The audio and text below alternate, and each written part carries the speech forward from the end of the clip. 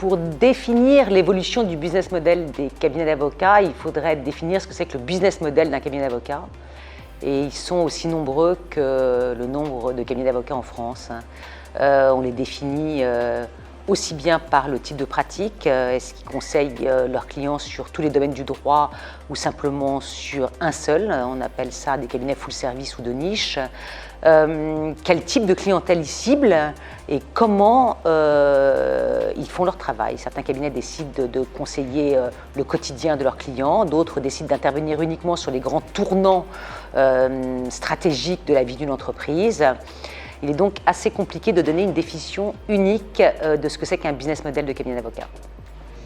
Et les grands gagnants de demain seront ceux qui réussiront à allier valeur business, valeur personnelle et surtout et avant tout confiance.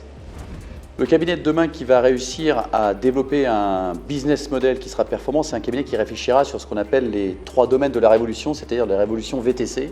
Celui qui sera capable de réfléchir sur la valeur, quelle valeur ajoutée il va apporter à ses clients, forte valeur ajoutée moyenne, faible valeur ajoutée avec une industrialisation. Donc cette réflexion sur la valeur, sur sa stratégie et son positionnement est absolument important pour qu'il sache la déterminer vis-à-vis de clients et vis-à-vis de donneurs d'ordre. La deuxième question de cette triple approche, c'est le T, c'est la technologie. Donc c'est celui qui va pouvoir mettre la technologie en termes de support, en termes d'interaction, en termes de collaboration avec ses clients, avec ses collaborateurs et avec potentiellement d'autres acteurs pluridisciplinaires qui vont l'aider à répondre, à apporter une solution à ses clients. Donc la technologie doit arriver au cœur du mode opératoire des cabinets d'avocats et générer des économies à la fois pour le cabinet et à la fois pour le client.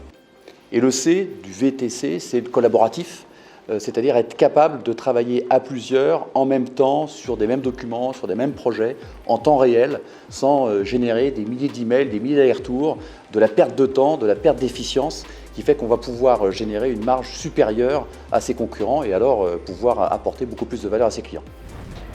Les clients attendent de leurs conseils 2 choses. La première, c'est que leurs conseils anticipent leurs besoins, suivent leur actualité au plus près, comprennent leurs enjeux, personnalisent à fond leur démarche. Bref, les clients attendent de leurs conseils qu'ils développent une connaissance client ultra pointue et en permanence challengée. Et la deuxième chose que les clients attendent de leurs conseils, c'est qu'ils s'équipent d'outils technologiques, on parle d'IA, on parle de machine learning, afin d'automatiser certaines tâches et que les gains de productivité et de valeur créée soient partagés avec les clients pour, par exemple, payer moins cher certaines prestations qui peuvent être faites en partie par des machines.